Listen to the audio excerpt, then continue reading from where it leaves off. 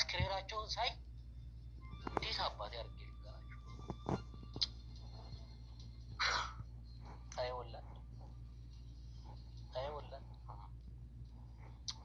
ይሄ ሁሉ ወጣት እንግዲህ ከአንድ ማህበረሰብ የወጣ ወጣት ነው። ከራያ ውስጥ የወጣ ወጣት ነው። ከአንድ ቀዬ የወጣ ወጣት ነው። ባለፈው ስንት መቶ ምናምን ሰው በአንድ ጀንበር አልቆ የራያ እናት እንባዋ ሳይደርቅ እንደዚህ የደም እንባ እያለቀሰች አሁን ደግሞ ይህን ሁሉ ወጣት እስከ መቼ ነው ግን? ቆይ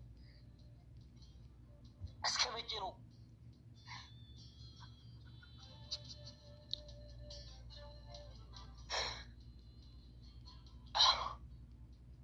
ወጣታችን አለቀ። እግዚአብሔር ወጣቱ አለቀ።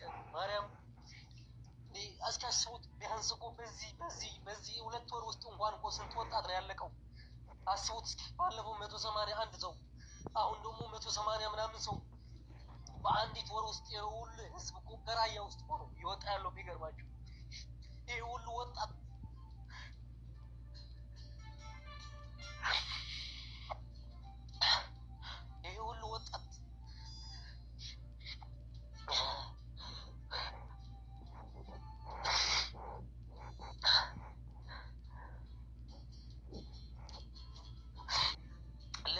ስንት ጠፍቶ የወጣ ወጣት አለ። ስንት ቤተሰቡን ሳያስፈቅድ እናት አባቱን ሳይናገር የወሰደውን ከቤት ያስወጣው ደላላ እንኳን ሳያቅ ዝም ብሎ በዋለበት ለከብት እረኝነት በወጣበት አስጠፍተው የወሰዷቸው ስንት ልጆች ይኖራሉ። ከትምህርት ገበታቸውን አፈናቅለው የወሰዷቸው ስንት ወጣቶች፣ ስንት ህፃናት አሉ። እነዚህ ወጣቶች እኮ ቢያንስ ወላጆቻቸው እኮ መቼ እንደተሳፈሩ፣ መቼ እንደሞቱ፣ መቼ ጀልባ ላይ እንደወጡ እንኳን እኮ ምንም የሚያውቁት ታሪክ እኮ የላቸው። እስከ መቼ ነው እናቶቻችን እንደዚህ ውስጣቸው ቆስል ብሎ በዛ የሚደርስባቸውን ነገር እንዳይችሉ፣ በዚህ ደግሞ ልጆቻቸው እንደዚህ እየወጡ የ13 የ14 የ15 ዕድሜ ልጆችን መቼ ነው የሞቱ የሚያበቃ? መቼ ነው የእናቶቻችን መቼ የመናዊ ዜጋ ልብ ብላችሁ አዳምጡ። ስልካቸው ስልኩ ከየት አገኘው? የመናዊ ዜጋ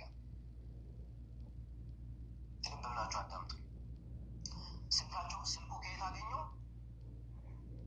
እንግዲህ ለረዥም ቀናት ባህር ላይ የቆየ አስክሬን ነው አሁን እየተንሳፈፈ ወደ ውጭ እየወጣ ያለው።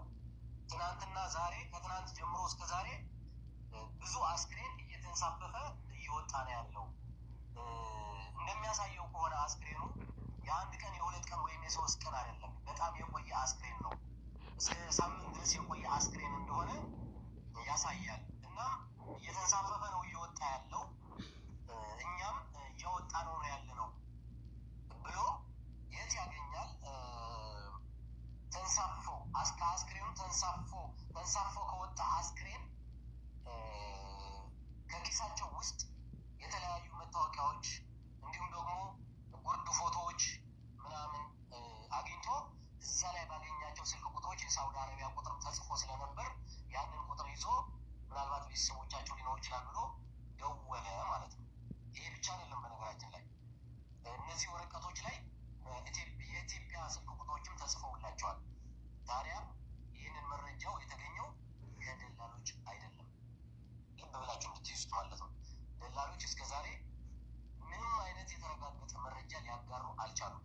ለቤተሰብ ጀልባዋ ተገልብጣለች ከሚለው ነገር ውጭ ምንም እዚህ ግባ የሚባል በምስል የተደገፈ ምንም አይነት መረጃ አላገኙም። አሁን ቆይተው ደግሞ እኛ ሰምጣለች ስላሉን ብቻ ነው እኛም ሰምጣለች እያልን ያለ ነው እንጂ አላወቅንም ብለው መረጃዎች እስከ ማንዛዛት ድረስ እስከ ማወሳሰብ ድረስ የደረሱበት ሂደት ነው ያለው። ስለዚህ በዚህ መንገድ ግን ከዛ የተሳፋሪዎቹ ቤተሰቦች የሚሆን አንድ ኢትዮጵያ ያለ ሰው የተደወለው ስልክ አንድ ወደ ጅዳ አንድ ወደ ሳቢያ ነው አሉ። ከዛ በሳቢያ በኩል ያለው ደግሞ ኢትዮጵያ ካለው ቤተሰብ ጋር ቤተሰቡ በጀልባዋ ላይ ተጭናለች ከተባለው ቤተሰብ ጋር የሚተዋወቅ ነበርና እንደዚህ አይነት መረጃዎች ደርሰውናል ብሎ ኢትዮጵያ ላለው ይደውላል ማለት ነው። ኢትዮጵያ ያለውም ከዚህ በፊት የመን ሲኖር ነበር። በጣም መረጃዎች ለማጣራት ብዙ ርቀት ሄዶ ያ ደወለ የተባለ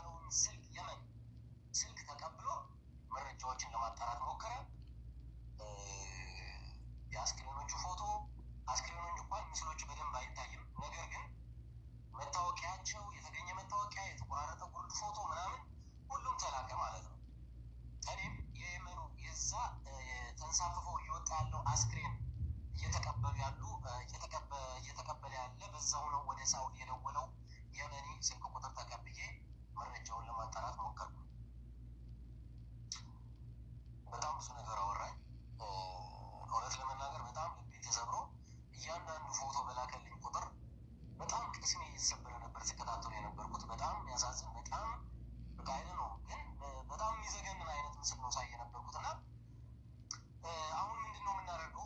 በአጭሩ በጣም ብዙ አስክሬን ነው፣ ለቁጥር ያዳግታል።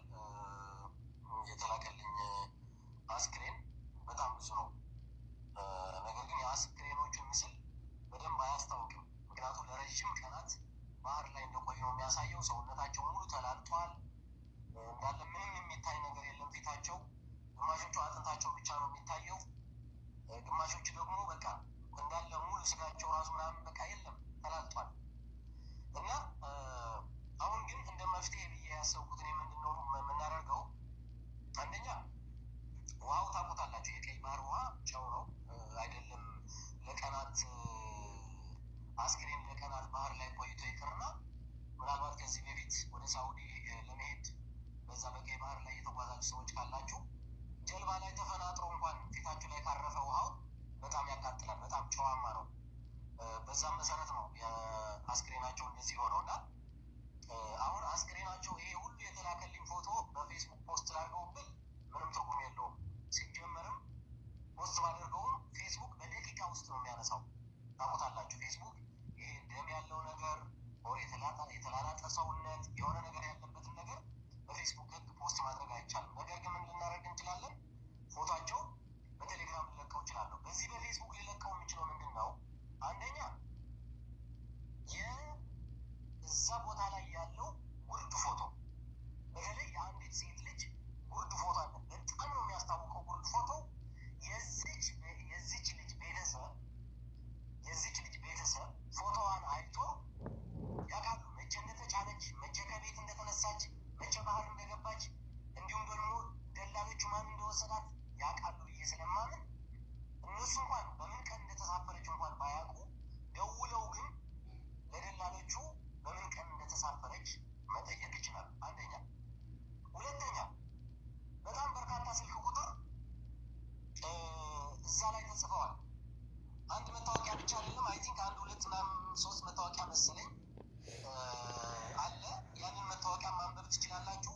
ያንን መታወቂያና ያንን ጉርድ ፎቶ በፌስቡክ ፖስት አደርገዋለሁ። ስልክ ቁጥሮችም አሉ በነገራችን ላይ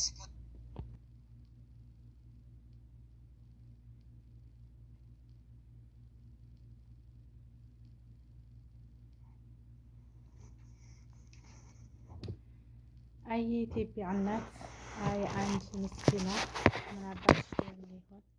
ምን ይበቃሽ ይሆን? ባትወልጂ መሀን ሆነሽ ብትቀሪ ይሻልሽ ይሆን? አይ እንዴት አባትሽ ትሆኚ ይሆን? አንቺ ከርታታዋ የኢትዮጵያ እናት። በባህር ሲመጡ የአሳ እራት ሆነውልሻል እየተባልሽ፣ አገራቸው ሲቀመጡ በዚህ ቀርተውልሻል፣ በዚህ ታፍነውልሻል፣ በዚህ ሞተውልሻል እየተባልሽ ምን ይበቃሽ ይሆን? ያው እዝነቱ ተጌታሽ ታልወረደ በስተቀር የኢትዮጵያ እናት መቼ ይሆን መቀነትሽና ላልተሽ የምትቀመጪው? ባትወልጂ መሀን ሆነሽ ብትቀሪ ይሻልሽ ነበረ አንቺ ከርታታዋ እናት። እውነት ለመናገር ሀቂቃ ማለት ነው። ውድና የተከበራችሁ ተመልካቾቼ እንዴት ናችሁ? ደህና ናችሁ? አልሐምዱሊላህ እኔ ሰላም ነኝ። እኔ ወደዚህ ሳልመጣ የኔ ወንድም መጥቶ ነበር በባህር ማለት ነው። እና አንደኛው ወንድሜ እኔ ሳልመጣ ወደዚህ ነበር የመጣው። እናቴ